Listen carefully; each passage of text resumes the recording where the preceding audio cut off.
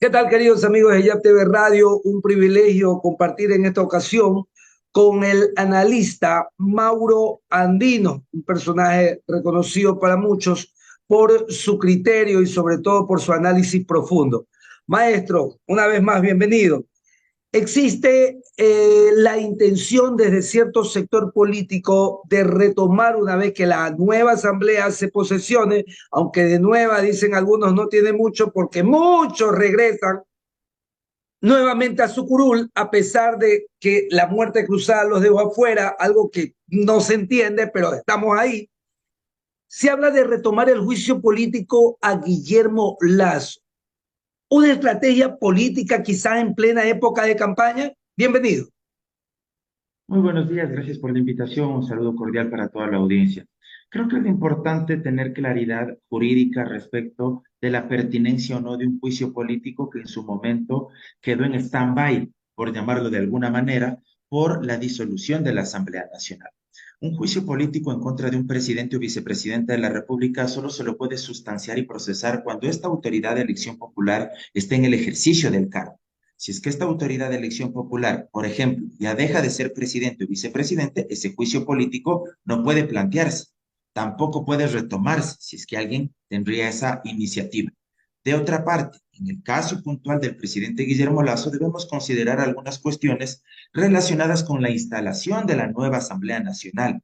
Esta nueva Asamblea Nacional prácticamente se instalará 8 o 10 días antes de que Guillermo Lasso deje el poder, para posteriormente permitir la posesión del nuevo presidente o presidenta de la República ante esta nueva asamblea. Consecuentemente, ahí tendríamos un escenario de mucha discusión y polémica jurídica. ¿Por qué? Porque en ese margen, en ese interín de aproximadamente 10 días entre la posesión de la nueva asamblea y el tiempo que tendría Guillermo Lasso todavía en el poder, algunos podrían considerar que se puede retomar el juicio político que se suspendió como resultado de la muerte cruzada. Ahora, ¿por qué le digo que hay una polémica o habría una polémica jurídica ahí? Porque no existe norma expresa que nos indique qué hacer en este tipo de casos, ni en la ley orgánica de la función legislativa, mucho menos en la Constitución y tampoco de pronto en el Código de la Democracia. En la ley de la función legislativa, que es la ley de la materia, nada dice, por ejemplo, de si una vez disuelta esa asamblea y habiendo quedado en suspenso ese juicio político, luego la nueva asamblea puede retomarlo, pero tampoco dice que no se pueda. A lo que quiero llegar es que no regula ninguno de los dos escenarios, ni permite ni impide. Eso en estricto derecho. Ahora, si usted me pregunta más allá de lo jurídico, yo creo que políticamente, criterio muy personal mío, no sería conveniente retomar eso. ¿Por qué? Porque la gente tiene otras necesidades de este reto. ¿Qué saca usted revitalizando o reactivando un juicio político si a ese presidente ya le quedarían de 10 a 14 días, en el peor de los casos, para irse a su casa? Un presidente que, dicho sea de paso, políticamente hablando, está muerto.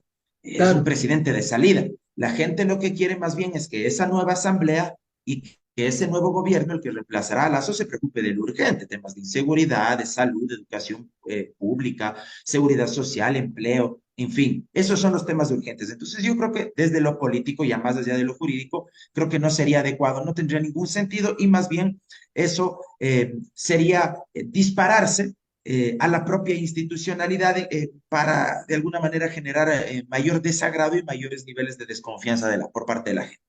Distractor político quizás por parte del correísmo en este caso, que es desde la orilla, desde donde se piensa que van a empezar a tratar esta estrategia. Mire, yo les he escuchado en algún momento se habló de esto, de que podría retomarse el juicio político, pero la verdad, les soy así muy honesto, ya durante las últimas semanas no he escuchado prácticamente a nadie mencionar eso. Mi hipótesis, porque no tengo la respuesta ahí tajante, pero mi hipótesis es que no lo retomarían, ni ellos ni ningún bloque, por la consideración política, la reflexión que le acababa de hacer. ¿Qué se ganaría ya con un presidente que está de salida?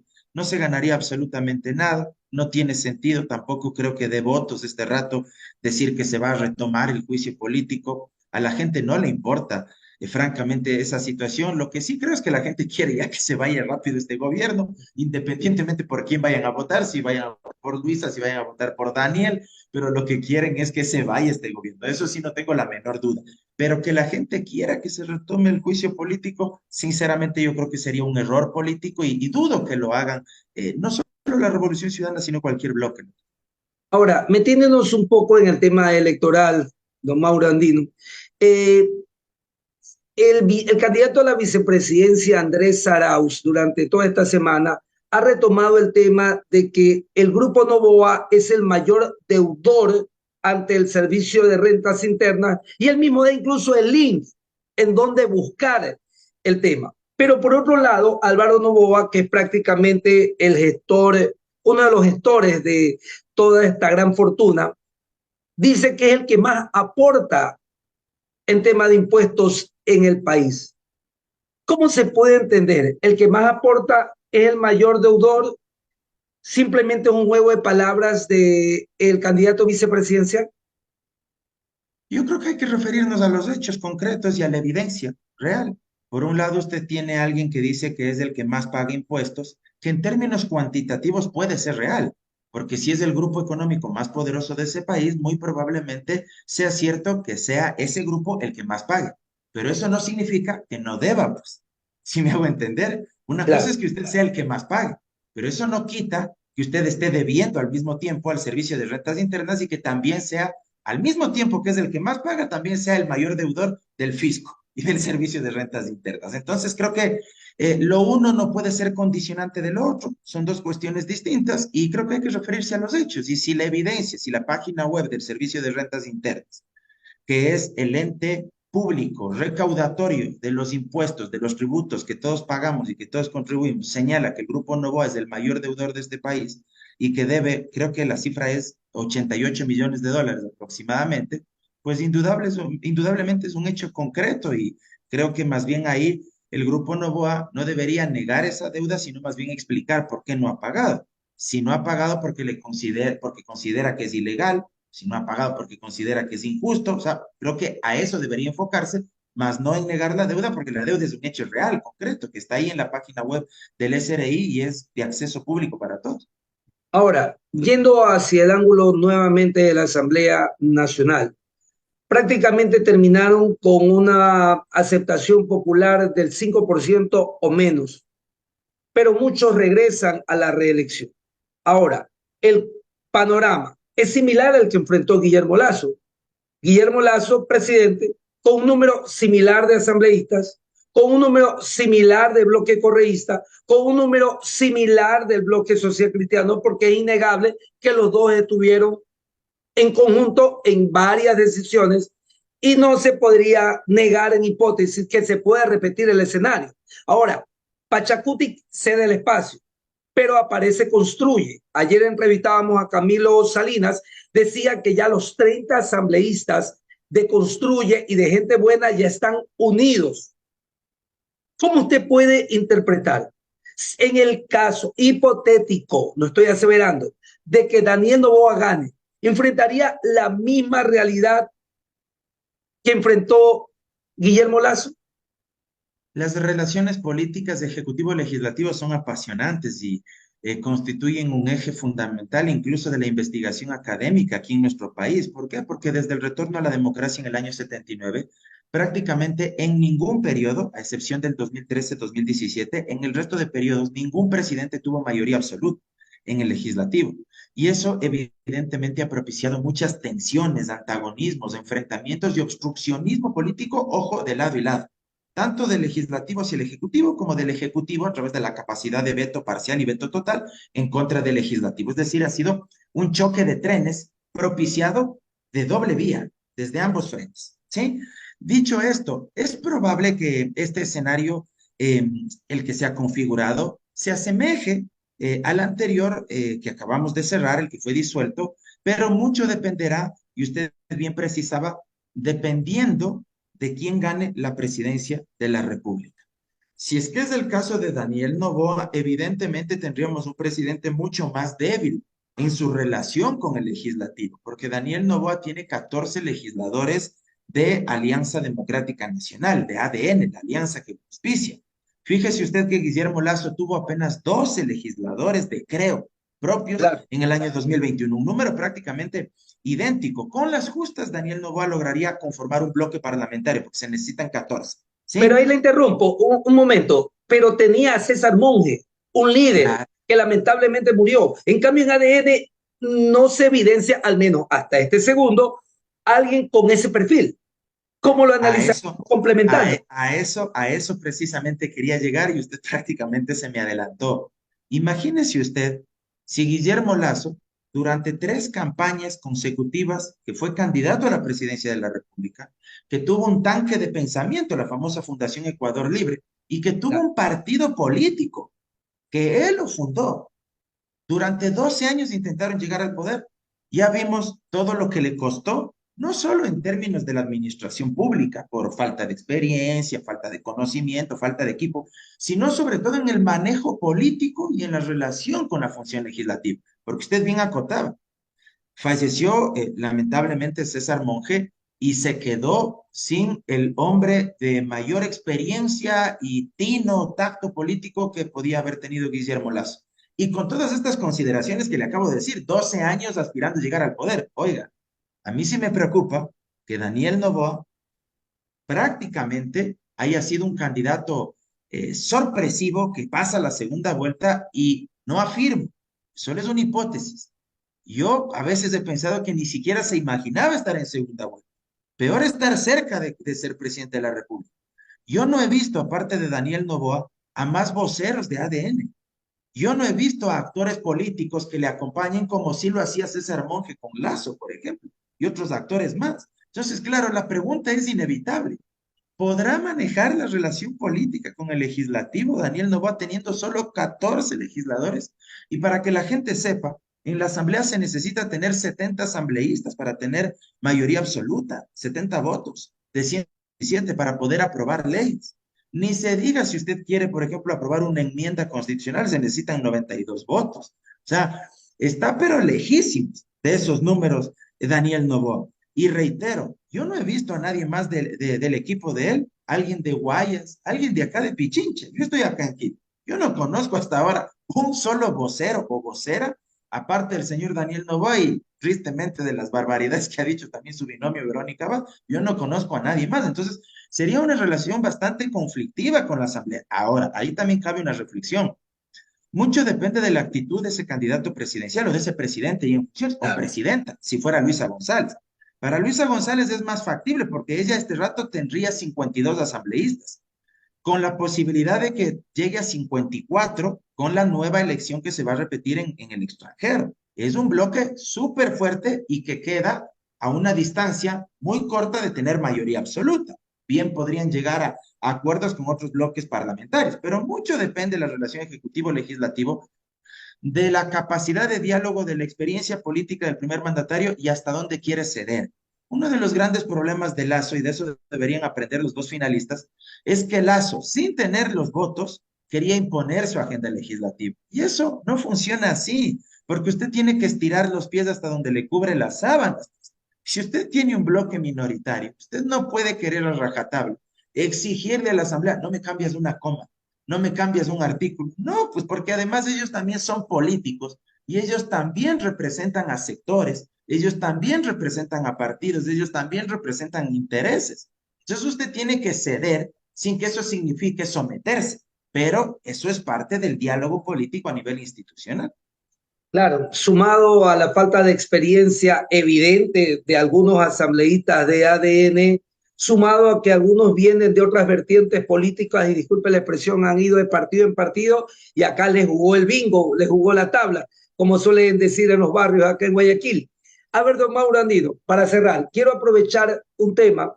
Enrique Pita, vicepresidente del Consejo Nacional Electoral, expresó que están bien con los tiempos, o sea, reconocen la elección fallida, ese es el término que él le da, fallida a lo que ocurrió en el extranjero. Y como que nada ha pasado, se repite la elección en segunda vuelta electoral. Esto le podría quitar legitimidad a este proceso. A ver, yo creo que más que quitarle legitimidad, creo que ellos como consejeros deberían estar preocupados sobre la responsabilidad legal en la que pudieron haber incurrido.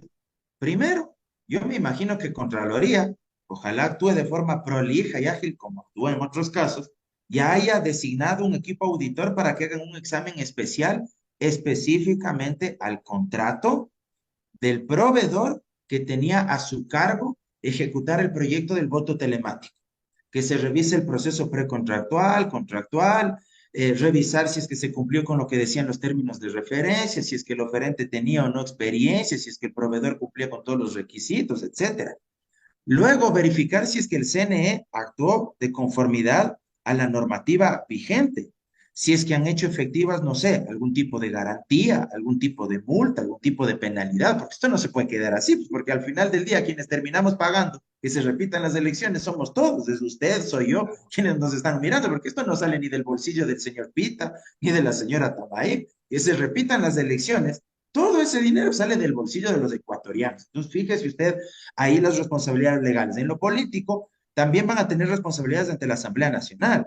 Fíjese que los mismos de Construye ya dijeron que van a enjuiciar políticamente a los consejeros del CNE en esta nueva legislatura, una vez que se posesionen en el mes de diciembre. Entonces, ahí también hay responsabilidades políticas por incumplimiento de funciones, ¿sí? Por parte de los consejeros. Y ya en términos democráticos, yo creo que a nivel de legitimidad, habría sido peor no repetir las elecciones, aunque reconozco también como abogado que el Código de la Democracia tiene varios vacíos al respecto. Cuando se habla de nulidad de elecciones, de nulidad de votaciones, de nulidad de escrutinios, del plazo que otorga el código para poder repetir las elecciones. Hay varios vacíos, sobre todo porque no hemos legislado ni siquiera superficialmente. Hay apenas así contados artículos. Ni siquiera superficialmente hemos legislado, peor a profundidad sobre voto telemático, sobre voto electrónico. Vea, ese es un gran desafío, por ejemplo, para la nueva legislatura, para no tener problemas para la elección del 2025. ¿Sí? Entonces, como hay esos vacíos, claro, también estábamos en medio de una discusión jurídica. Pero en términos de legitimidad, yo sí creo que era preferible repetir antes que no hacer. ¿A qué sí me opongo?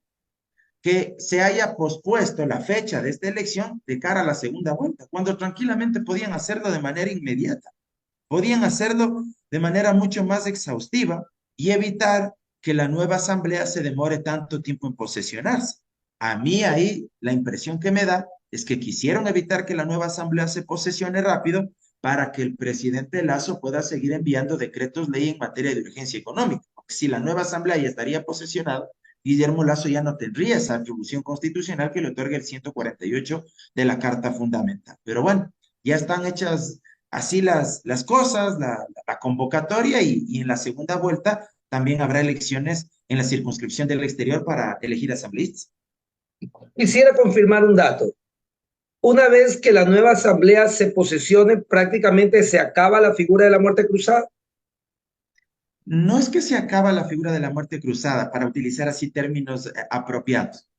Desde que la asamblea, perdón, desde que los resultados son proclamados oficialmente por el CNE, que es lo único que falta en el caso de la asamblea, lo de el voto en el exterior.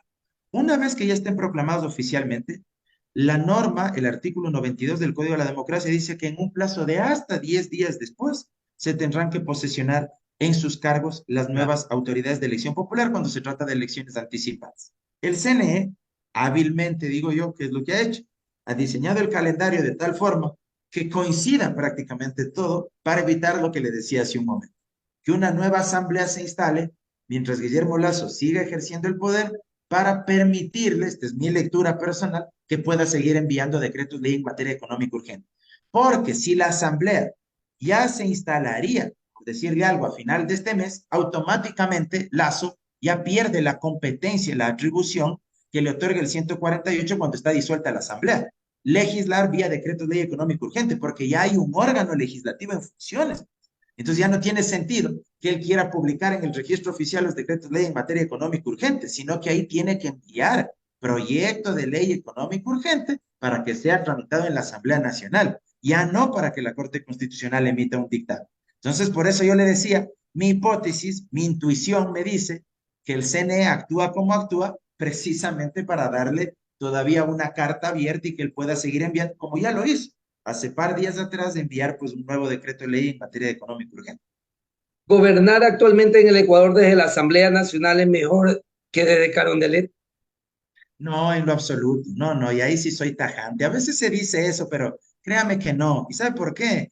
Porque tenemos primero un sistema presidencialista, eso lo dice nuestra Constitución, y al ser un sistema presidencialista, quien tiene el poder real, verdadero del Estado, quien maneja el presupuesto, quien diseña el presupuesto, quien ejecuta el presupuesto, quien diseña y ejecuta planes, programas, proyectos, políticas públicas, quien hace obra pública, vea, es el ejecutivo. Por eso ejecute, por eso se llama ejecutivo.